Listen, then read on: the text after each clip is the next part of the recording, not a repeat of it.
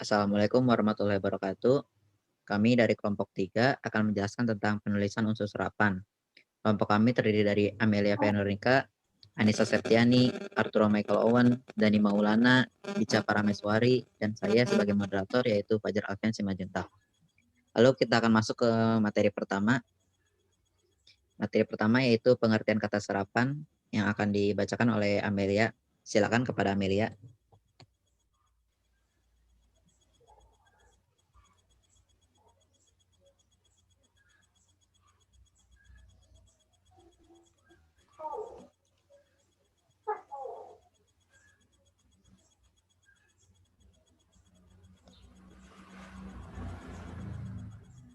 Yang pertama yaitu pengertian kata serapan.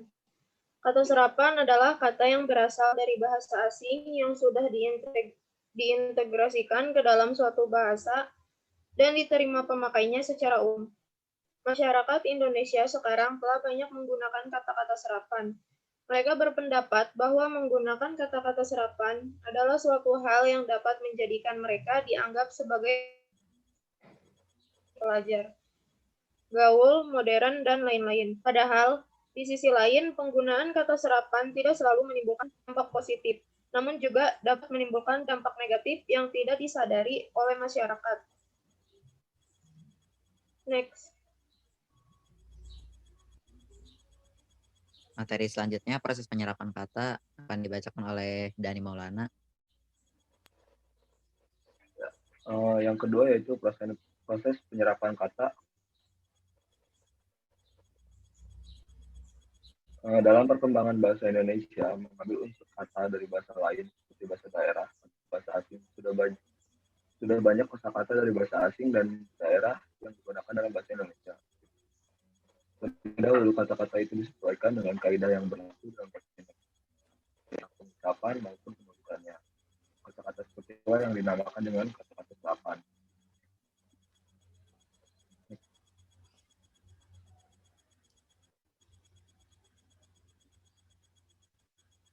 Next, proses penyerapan beberapa cara.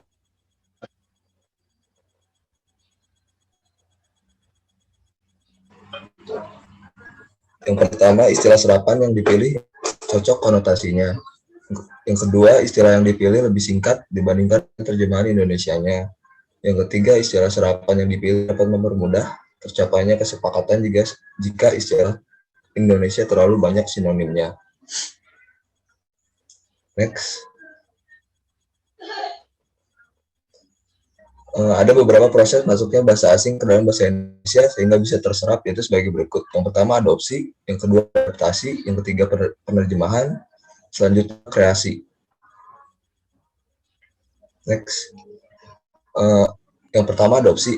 Proses adopsi adalah terserap bahasa asing karena pemakai bahasa tersebut memakai kata bahasa asing yang memiliki makna sama secara keseluruhan tanpa mengubah lafal atau ejaan dengan bahasa Indonesia. Contoh, hotdog, satokok, reshuffle, plaza, supermarket, dan lain-lain. Yang kedua, adaptasi proses. Adaptasi adalah proses diserapnya bahasa asing akibat pemakai bahasa mengambil kata bahasa asing, tetapi ejaan atau cara penulisannya berbeda dan disesuaikan dengan aturan bahasa Indonesia. Contoh, option menjadi opsi, fluctuate menjadi fluktuatif. Next. Penerjemahan.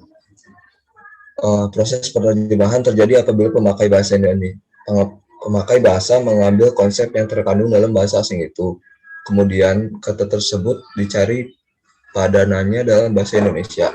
Contohnya overlap, yang artinya tumpang tinggi. Contoh yang kedua yaitu try out, yang artinya dicoba. Selanjutnya kreasi. Proses kreasi terjadi apabila pemakai bahasa hanya mengambil konsep dasar yang ada dalam bahasa Indonesia. Cara kreasi tidak menuntut bentuk fisik yang mirip seperti penerjemahan.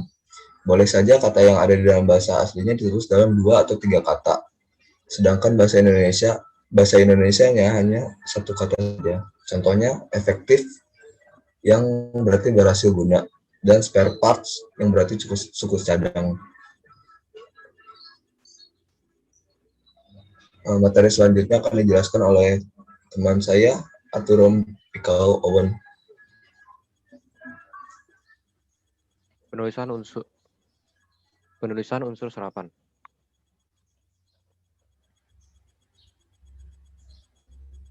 Berikut ini hal-hal yang berhubungan dengan kaidah penyerapan contohnya. Penyerapan secara alamiah. Kata-kata asing diserap ke dalam bahasa Indonesia yang lazim, dieja dan dilafalkan dalam bahasa Indonesia tidak mengalami perubahan. Contoh, abjad, mode, badan, potret, ilham, sehat, arloji. Penyerapan seperti bentuk asal. Unsur asing yang belum sepenuhnya diserap ke dalam bahasa Indonesia dapat dipakai dalam bahasa Indonesia dengan jalan masih mempertahankan lafal bahasa asalnya. Jadi, pengucapan kata tersebut masih seperti bentuk asalnya. Contoh, shuttle, outside, cum laude, bridge.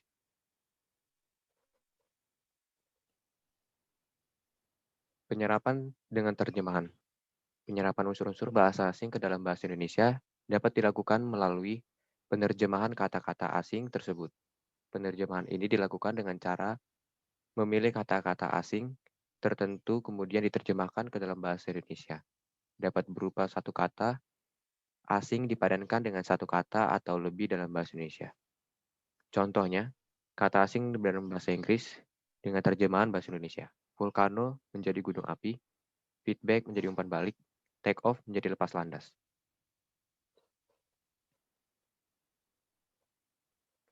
Selanjutnya, penyerapan dengan perubahan. Unsur-unsur bahasa asing yang diserap ke dalam bahasa Indonesia ada yang penulisan dan pelafalannya disesuaikan dengan sistem ejaan dan lafal bahasa Indonesia. Dengan demikian, bentuk asalnya akan mengalami perubahan setelah diserap ke dalam bahasa Indonesia. Dalam penyerapan ini perlu diusahakan agar ejaan dan lafal asing hanya diubah seperlunya sehingga Indonesianya masih dapat dibandingkan dengan bentuk asalnya. Bentuk asal ke bentuk serapan. Oktav menjadi oktav, hematite menjadi hematit, construction menjadi konstruksi, sosiologi menjadi sosiolog.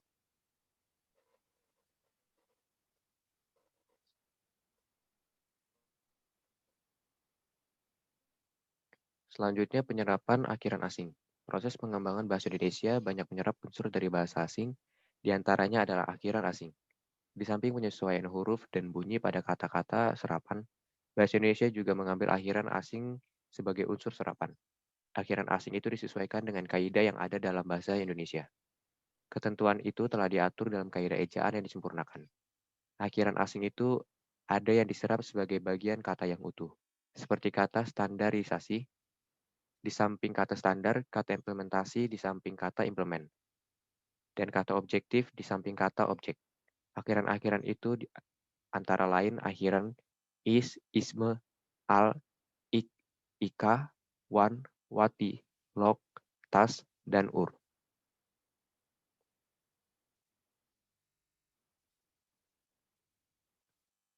Selanjutnya, ada unsur serapan diberi imbuhan bahasa Indonesia.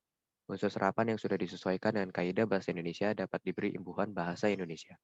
Pemberian imbuhan pada unsur serapan ini dapat dilakukan dengan dua cara, yaitu pengimbuhannya mengikuti kaidah bahasa Indonesia atau proses pengimbuhannya tidak mengikuti kaidah bahasa Indonesia. Jika unsur serapan itu masih dirasakan seperti bahasa asing, proses pengimbuhannya boleh tidak mengikuti aturan atau kaidah bahasa Indonesia. Contoh, bentuk kata asal menjadi kata memperoleh imbuhan. Kontak menjadi mengontak, opname menjadi diopname, kritik menjadi mengkritik.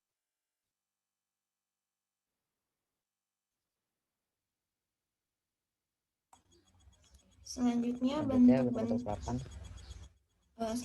bentuk-bentuk serapan.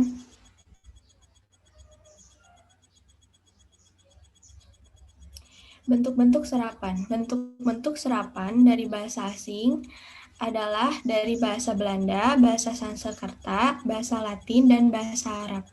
Berikut ini adalah contoh-contoh serapan dari beberapa bahasa. Contoh serapan dari bahasa Belanda. Kapitein jadi kapten, kaart menjadi kartu, agen menjadi agen, absenti menjadi absen. Contoh serapan dari bahasa Sanskerta. Vaca menjadi baca, bagya menjadi bahagia, cahya menjadi cahaya.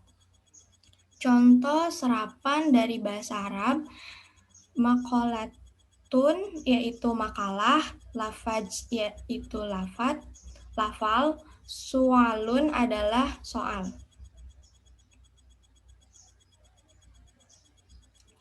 Beberapa contoh serapan lain. I Belanda menjadi I jika lafalnya I. Politik menjadi politik, rim menjadi rim. OO Belanda menjadi O dalam bahasa Indonesia. Kompor menjadi kompor, force menjadi force. VH menjadi F jika ke bahasa Indonesia. Fase menjadi fase, fisikologi menjadi fisikologi. I tetap I jika lafalnya bukan I. Verity menjadi veritas, efisien menjadi efisien.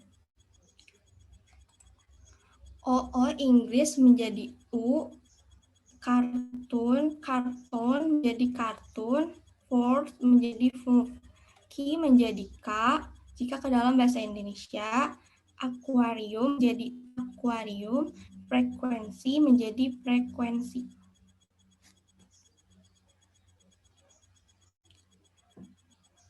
Lalu pembahasan yang terakhir atau yang kelima itu ada dampak penggunaan kata serapan. Yang pertama ada dampak positifnya. Nah, dampak positif dari penggunaan kata serapan ini berupa kemudahan dalam berkomunikasi antar sesama. Karena timbulnya suatu keadaan di mana kosakata bahasa asing dirasa lebih mudah dimengerti dan digunakan dalam komunikasi dibandingkan dengan padanan dalam bahasa Indonesianya. Contoh yang sering kita jumpai kata-kata seperti ini. Bu, adik ingin membeli snack yang rasa kentang itu.